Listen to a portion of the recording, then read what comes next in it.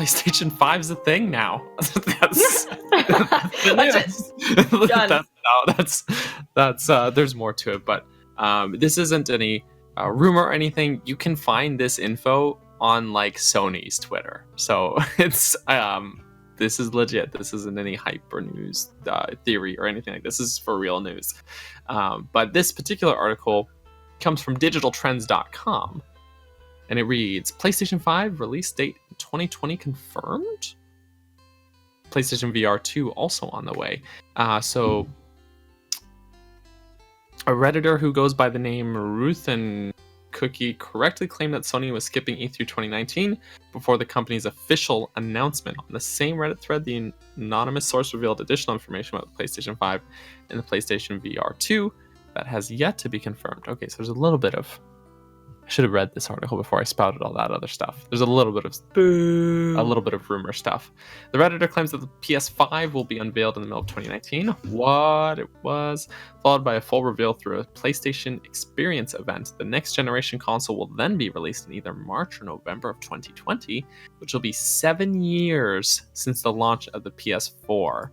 For everyone being like, no, I just bought a PS4. I'm sorry, guys, you shouldn't have waited so long. It's okay, I haven't bought one yet still. So most developers already have development kits for the PlayStation 5, which Ruth and Cookie described as a monster with a Ryzen 8 core and a price tag of $500. That's probably US dollars, so rip us Canadian folks. Sony is said to be preparing hard for the PlayStation 5 reveal, which is why it will not participate in E3 2019 in June this year. A 2020 launch places the console's release date in line with previous PlayStation 5 rumors, which also claim that it will be built from scratch with virtual reality support as one of its core features. Mr. Ruthenic, I realized I was pronouncing it wrong, Ruthenic Cookie, also said that the PlayStation's virtual reality system will soon get an upgrade, the PSVR 2 to ditch the breaker box found in the current version. PSVR 2 will have a built-in camera, and Sony is said to be testing virtual reality gloves for the system. New PlayStation Move controllers are also said to be on the way, because I guess people still bought PlayStation Move. For games, Ruthenic Cookie said that the last PlayStation 4 games include Death Stranding, The Last of Us Part 2, and Ghost of Tsushima will launch titles for the PlayStation 5. Backwards compatibility for the PS5 remains unclear, but most of the late PS4 titles will also be released on the PS5. Anthem, the futuristic multiplayer shooter being developed by BioWare, will also apparently be delayed again from its February 2019 release date. Ruthenic Cookie said that the modified Frostbite engine is not performing well on the current generation consoles and describes Anthem as a mess. Out of all the sources' statements, the upcoming Anthem delays is the one that will be coming up the soonest, so if it turns out to be true, all the other claims made by Ruthenic Cookie become a little more credible. This article is actually kind of old. Yeah. It's back from November. Yikes. But a lot of the stuff was confirmed when the PlayStation announcement did happen. But the Anthem thing, while it did release and it did end up being a huge mess, it wasn't delayed. Fair. But all of the other stuff that they had mentioned was true. So they had mentioned that it was going to have 8 cores, just as the PlayStation 4 and PlayStation 4 Pro does. They were going to be based off of the Ryzen 3rd generation CPU. For those who are into computers and stuff, the GPU is based off of the Radeon Navi, which has the ray tracing and stuff, just as the new NVIDIA RTX cards, which basically means you can take a normal GPU and with ray tracing, because the GPU itself isn't necessarily rendering all of the lighting effects, all of that power can be used to just render out everything else that, like, aside from the lighting, and then the ray tracing cores can just work on the lighting, and it gives like realistic shadows and lighting details and everything to everything, without it, and lack of a better words, even trying. if that makes Right. sense. Like it just works in the words of the people. You can turn it on, and then basically on a game that you're getting like 40 frames on, it'll boost it up to like 50 or 60. So in like Breath of the Wild's case, just as an example, if the Switch had it, then the like 900p frames that like drops down some, or not frames, but the 900p resolution that drops down some, and then the 30 frames that drops down some, especially in like Korok Forest, it would just be running at like a smooth 1080p 30 frames almost all the time. So you can put it on, yeah, like you can put it on existing GPUs or existing consoles if it was built in, and it would just play all the games better on the current hardware. So the fact that it's going to be on even more powerful hardware means that it's just going to be even better, which PlayStation also said that it would be able to play games at up to 8K resolution and 60 frames per second, which is crazy. I'm wondering if the human eyeball can even perceive that. Yeah, I was gonna say 8K. Yeah. But the crazy thing is, sorry, what? In the chat here, Mr. Halo Justin threw us a super chat of 99 cents. He's got 99 problems, but this podcast. Oh, he didn't say anything with it. Ayo. So he said I got bored, lol. So okay. Thank you for your boredom, Justin. That's much appreciated. But yeah, so a long time ago, like I want to say a few months back, Sony had a demo of Gran Turismo, whatever the newest Gran Turismo game is, running on an 8K screen, and everyone was like, oh, what is this? Because it must be running on like a super high-end computer, and PlayStation or Sony was just like, oh, well, this isn't the PlayStation 4, it's just a PlayStation 4 game running in what we would like to see out of the next generation of things. So everyone just ignored it as like a high-end PC thing used to just demo off an 8K monitor. But apparently it ended up being like their idea for the actual console. But the coolest thing was they were playing, they had a demo of Spider-Man for the PlayStation 4 and PlayStation 4 Pro that they were showing off, and they had it running on the PlayStation 4 Pro, which is already a little bit faster than the normal PlayStation 4, and they loaded up Spider-Man, and it took like 16 seconds or almost 16 seconds for it to load in the game from one area to another. And they had mentioned like they had the PlayStation 5 demo set up with the same Spider-Man game, and whenever they like loaded on the PlayStation 5 demo, the same loading time of 16 seconds ended up being 0.8 seconds.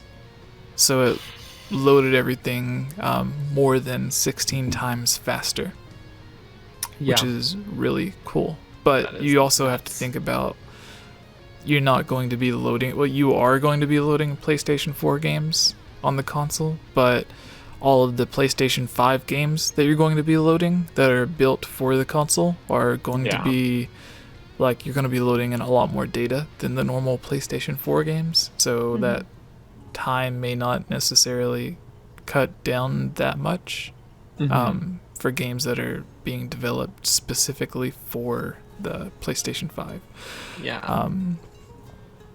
But yeah, that was basically all of the cool things that they had mentioned. And then there was another leak that came out right before the actual announcement from Sony about the PlayStation 5, that the controllers would have some sort of camera built in for VR, like enhanced VR experience and stuff, which I thought was kind of odd because I had seen that and I was like, well, this is weird. And then like 30 minutes later, the actual announcement for PlayStation 5 came out, and I'm like, okay, well, that's interesting, but a controller with a camera in it's still weird. And then it made me think about the Wii U gamepad, and I was like, okay, well, maybe not.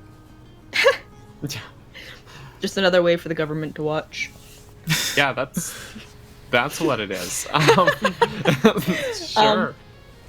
With that, though, I know that you were saying that article is quite dated. Just through my scroll through Twitter, a lot of people like Stealth, and I think Dreamcast guy, maybe I might be wrong, but they were kind of saying that PS4, like the crossplay, is probably like most definitely going to happen, because I think PlayStation realized that was a mistake that they made last time with not doing crossplay. So Right. be interested to see if they. Go? He's gone. Oh, he's I'm back. here. He's back. But yeah, no, that would be nice if they actually got in on crossplay finally. Which makes sense. Hopefully they would do that with PS5. But speaking of scrolling through Twitter as well, a little blib from the Wired or Wired.com, which actually this is an article that was tweeted by the official PlayStation Twitter. Just a quick blurb. I think Wired was the company that they had the interview with, the exclusive. So I think so, yeah. But just a quick, I'm not going to read the whole article like the last one here, but a quick blurb from it. It says, a true generational shift tends to include a few foundational adjustments. A console's CPU and GPU become more powerful, able to deliver previously unattainable graphical fidelity and visual effects. System memory increases in size and speed, and game files grow to match. Kind of like what you said about going to be loading in more data, so necessitating larger downloads or higher capacity physical media like discs. PlayStation's next generation console ticks all the boxes, starting with an AMD chip at the heart of the device. The CPU is based on the third generation of AMD's Ryzen line and contains 8 cores of the company's new 7nm Zen 2 microarchitecture. The GPU, a custom variant of Radeon's Navi family, will support ray tracing, a technique that models the travel of light to simulate complex interactions in 3D environments. While ray tracing is a staple of Hollywood visual effects and is beginning to worm its way into high-end processors like NVIDIA's recently announced RTX line, no game console has previously been able to manage it yet. So that is really neat. Like this kind of stuff kind of, I'm not super techy, so a lot of the nitty-gritty details do kind of go over my head, but ray tracing sounds really cool, and this does sound like something that I don't know, may pique my interest, just depending on the price point. Obviously, I'm still going to be a tried and true Nintendo fanboy, but it does. Justin sends in a chat. Super chat says, "Oh wow, I don't know what so say, but I don't want to waste the super chat, and I apologize for the sidetrack for the super chat. Can you talk about the end Twilight Princess 2 thing, and maybe at the end and its potential?" Yeah, we can do that after the news before we get into the mailbag. Yeah! Thank you, Justin. Yeah. Thank you again. Another 2 super chats for the price of 2 super chats. But thank you for sending both of those in. Is much appreciated. But yeah, that's the PS5 news. I don't know if there's anything else you guys want to add before we move on then. So the one thing that I want to mention is that when this comes out, all of the people that are wishing, and like, I'm sure most of us here would think it would be cool to have a more powerful Nintendo Switch, but we're not like begging for it, tweeting at Nintendo every day. Right. At least I don't think Daniel is. I don't know what he been does. Tweeting at Nintendo constantly. Right. No, I'm just kidding. But all those people are immediately, as soon as they get their 4K Nintendo Switch, if that even does happen, when the next gen consoles come out, they're going to be begging again for an 8K version of the Switch. Yep. Even though none of them own 8K monitors. Here's the thing, I don't think I have any 4K monitors. Like, Me either. I don't think most people do. And not that there's anything wrong with it if you do, but I think honestly 8K seems super excessive to me. Like, I do think that there's some cool stuff that makes less load times and stuff like that appeal to me, but 8K, yeah, like, damn dude, the thing is, let me just replace my TV. Yeah, right. Like, I've already replaced my TV a couple times in the past few years. I don't want to do it again. Yeah, I've had my TV since I was like 15. I ain't changing it. Rip. So the main problem with 8K is most too many Ks. Well, okay, so like there are certain films that are recorded in 8K, like Right. IMAX, for instance. That's like Right. literally the best cameras you can buy are like rendered out into 8K, and sometimes if it's like a giant IMAX screen, it's 16K. But there's like few movies that are actually recorded at that resolution, and most of the time when you buy a 4K Blu-ray, it's actually like rendered out in 2.5K. Like it's not even full 4K. You're just getting like 2.5 times what a normal Blu-ray resolution would be.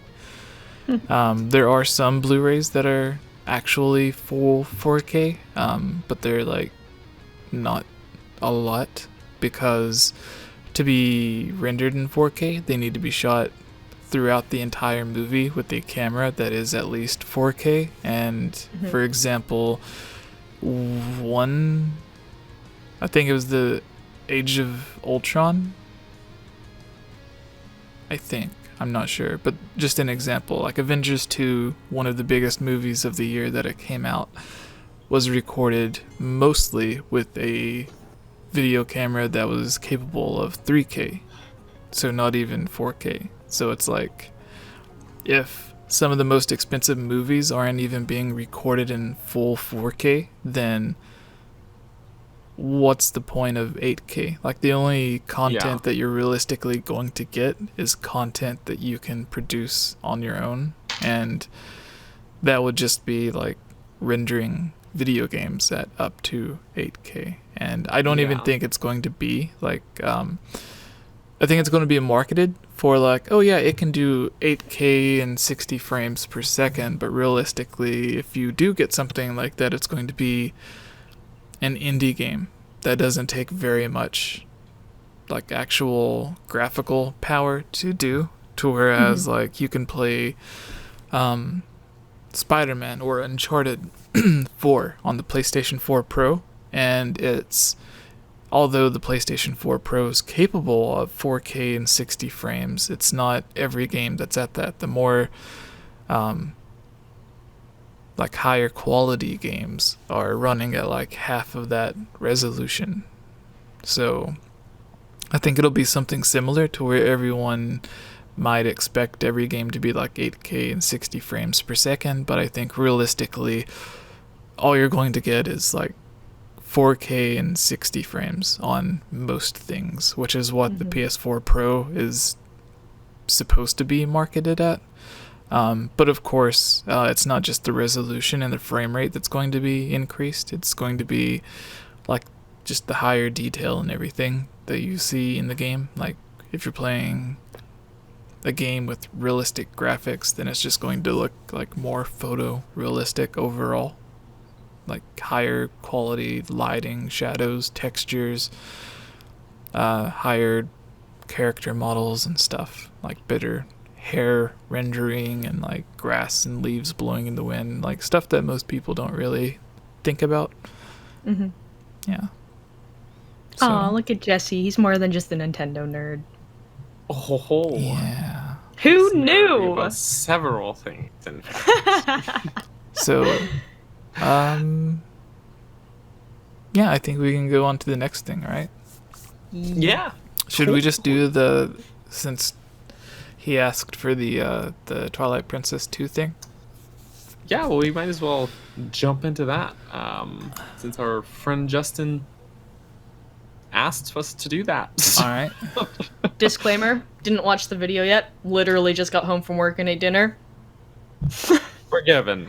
Take it away! One up in another window All right. So, and just mute it. So you're good. hello everyone, I am Jesse, or GameOverJesse. Here with us is Chiblima and Daniel, our co-hosts for the Hylian Gamescast. Hey everyone, it's me again, Elia Rose. I just wanted to say thank you so much for watching this video. And you know what? If you're a fan of videos like this, you should totally subscribe and give this video a like, and comment below to let us know what type of videos you would like to see us create in the future.